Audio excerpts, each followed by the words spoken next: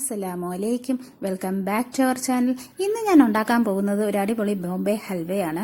പെട്ടെന്ന് നമുക്ക് എങ്ങനെ ഉണ്ടാക്കിയെടുക്കാം ഒരു ഹൽവ എന്നാണ് ഇന്ന് കാണിക്കാൻ പോകുന്നത്. ഒരുപാട് സമയമൊന്നും വേണ്ട, വളരെ കുറച്ച് ഇൻഗ്രീഡിയൻസ് മാത്രം മതി.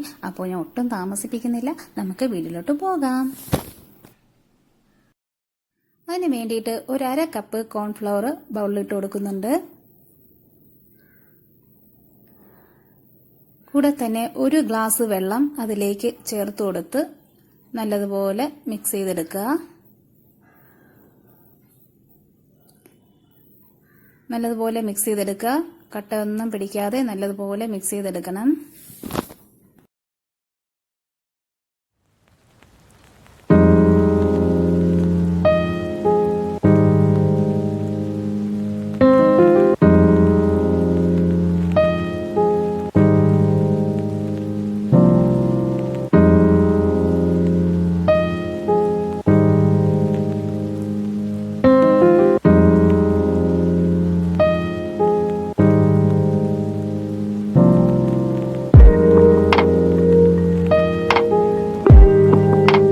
ഞാൻ നല്ലതുപോലെ മിക്സ് ചെയ്തെടുത്തിട്ടുണ്ട്. ഇനി നമുക്ക് അതൊന്ന് മാറ്റി വയ്ക്കാം. ഇനി നമുക്കൊരു പാൻ അടുപ്പത്ത് വെച്ച് കൊടുത്തതിന് ശേഷം 1 ഗ്ലാസ് പഞ്ചസാര അതിലേക്ക് ഇട്ട് കൊടുക്കുക. കൂടെ തന്നെ 1 ഗ്ലാസ് വെള്ളം ചേർത്ത് നല്ലതുപോലെ മിക്സ് ചെയ്തെടുക്കുക. നല്ലതുപോലെ മിക്സ് ചെയ്ത് കൊടുക്കുക.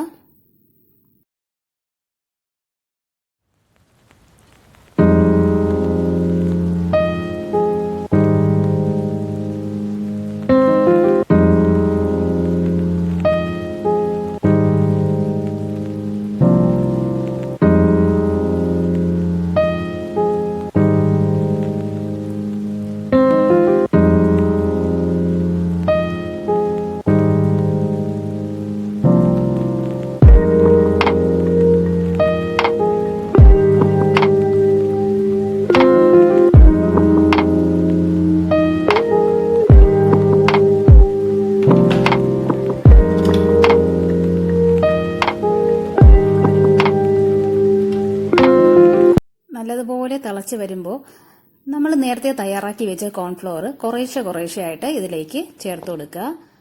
എന്നിട്ട് നല്ലതുപോലെ മിക്സ് ചെയ്ത് കൊടുക്കുക.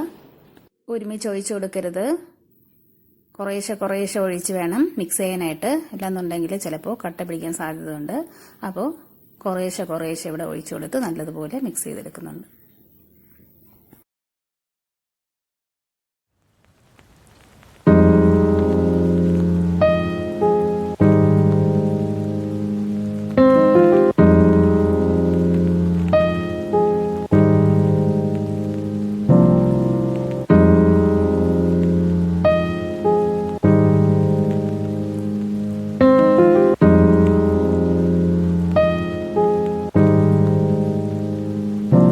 കോൺഫ്ലോർ ഒന്ന് കുറുകി വരുമ്പോൾ നമുക്ക് ഇതിലേക്ക് കളർ ചേർത്ത് കൊടുക്കാം.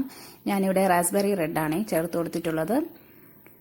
ഏത് കളർ വേണമെങ്കിലും ആഡ് ചെയ്ത് കൊടുക്കാം. പച്ചയാണെങ്കിൽ പച്ച, മഞ്ഞയാണെങ്കിൽ മഞ്ഞ, ഏത് കളർ വേണമെങ്കിലും നിങ്ങൾക്ക് ഇഷ്ടമുള്ള കളർ ആഡ് ചെയ്ത് കൊടുക്കാം. ഞാനിവിടെ റെഡാണ് ആഡ് ചെയ്ത് കൊടുത്തിട്ടുള്ളത്. ആഡ് ചെയ്ത് കൊടുത്ത് നല്ലതുപോലെ അത് മിക്സ് ചെയ്ത് കൊടുക്കുന്നുണ്ട്. കൈ എടുക്കാതെ മിക്സ് ചെയ്ത് കൊടുക്കുക. ഈ സമയത്ത് നമ്മൾ ലോ ഫ്ലെയിമിൽ ഇട്ടിട്ട് വേണം മിക്സ് ചെയ്ത് കൊടുക്കാനായിട്ട്, അല്ലാന്നുണ്ടെങ്കിൽ അടി പിടിക്കാൻ സാധ്യതയുണ്ട്. അപ്പോൾ ഫ്ലെയിം നല്ലതുപോലെ സിമ്മിലാക്കിയിട്ട് വേണം നമ്മൾ മിക്സ് ചെയ്ത് കൊടുക്കാൻ.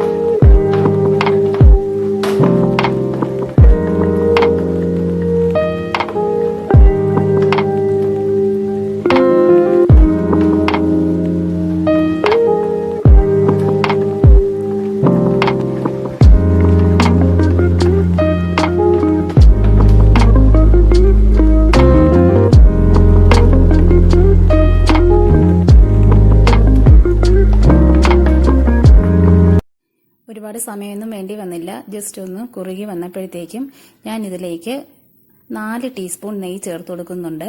4 ടീസ്പൂൺ എന്ന് പറയുമ്പോൾ ഒരുമിച്ചല്ല ചേർക്കുന്നത്, ഇടവിട്ട് വേണം നമ്മൾ ചേർത്തിട്ട് അത് മിക്സ് ചെയ്തെടുക്കാനായിട്ട്. അപ്പോൾ ഞാനിവിടെ ആദ്യം 1 സ്പൂണ് ഒഴിച്ചു കൊടുക്കുന്നുണ്ട്. ഒഴിച്ചു കൊടുത്ത് അത് നല്ലതുപോലെ മിക്സ് ചെയ്തെടുക്കുന്നുണ്ട്. നല്ലതുപോലെ ഇളക്കി കൊടുത്തതിന് ശേഷം വീണ്ടും അടുത്ത 1 സ്പൂൺ നെയ്യ് അതിലേക്ക് ചേർത്ത് കൊടുക്കുന്നുണ്ട്.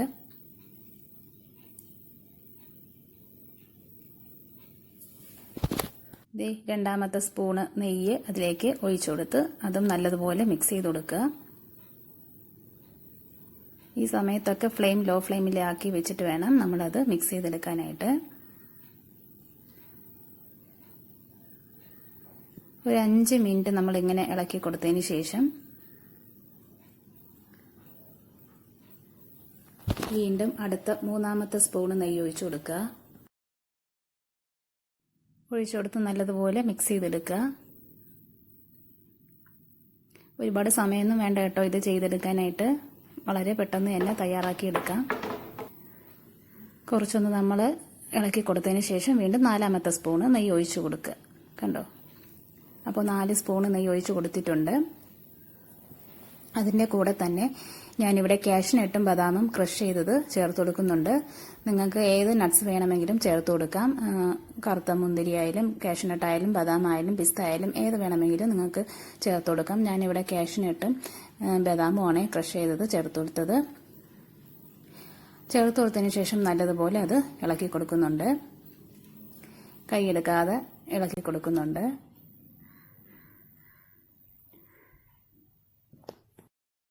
നല്ലതുപോലെ ആയി വന്നിട്ടുണ്ട്. ഇനി നമുക്ക് അത് ഒന്ന് ട്രേയിൽ ഒഴിച്ച് 2 മണിക്കൂർ ഒന്ന് റെസ്റ്റ് ചെയ്യാൻ വെക്കണം.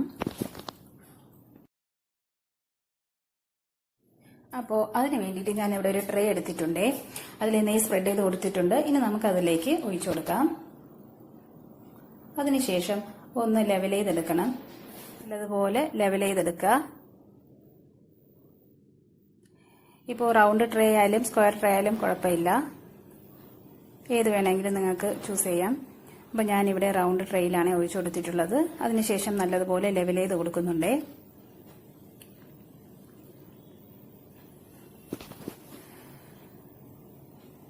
നല്ലതുപോലെ ലെവൽ ചെയ്ത് കൊടുത്തതിന് ശേഷം അതിലേക്ക് കുറച്ച് കാഷ്നട്ട് ഇട്ട് കൊടുക്കുകയാണ്.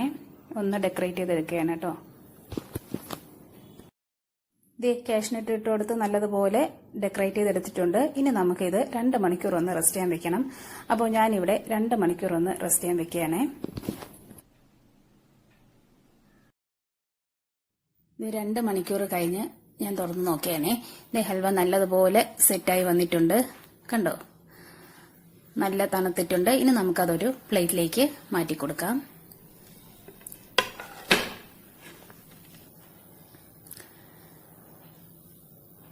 പ്ലേറ്റിലേക്ക് മാറ്റി കൊടുക്കാം. ഇത് കണ്ടോ, നല്ലതുപോലെ വന്നിട്ടുണ്ട്. ഹൽവ നല്ല രീതിയിൽ വന്നിട്ടുണ്ട്, അടിപൊളിയായി വന്നിട്ടുണ്ട്. ഇനി നമുക്കതൊന്ന് കട്ട് ചെയ്ത് കൊടുക്കാം. ഞാൻ ആ പ്ലേറ്റിൽ നിന്ന് എടുത്ത് വെച്ചതുപോലെ തന്നെയാണ് കട്ട് ചെയ്ത് കൊടുക്കുന്നത്. ഇത് വീട്ടിലുണ്ടാക്കുന്ന ഹൽവ ആയതുകൊണ്ട് ഒരുപാട് ദിവസം നമുക്ക് വെക്കാൻ പറ്റത്തില്ല. 2 ദിവസം കഴിഞ്ഞാൽ കേടായി തുടങ്ങും. അതുകൊണ്ട് പെട്ടെന്ന് ഉണ്ടാക്കുക, കഴിക്കുക. അപ്പോൾ നമ്മൾ പ്രിസർവേറ്റീവ്സ് ഒന്നും ചേർത്തിട്ടില്ലല്ലോ, അപ്പോൾ പെട്ടെന്ന് കേടാവാൻ സാധ്യതയുണ്ട്. അപ്പോൾ പെട്ടെന്ന് ഉണ്ടാക്കുക, കഴിക്കുക എന്ന രീതിയിൽ ഉണ്ടാക്കി കഴിക്കുന്നതാണ് ഏറ്റവും നല്ലത്. അപ്പോൾ ഞാൻ കട്ട് ചെയ്ത് കൊടുക്കുകയാണ്.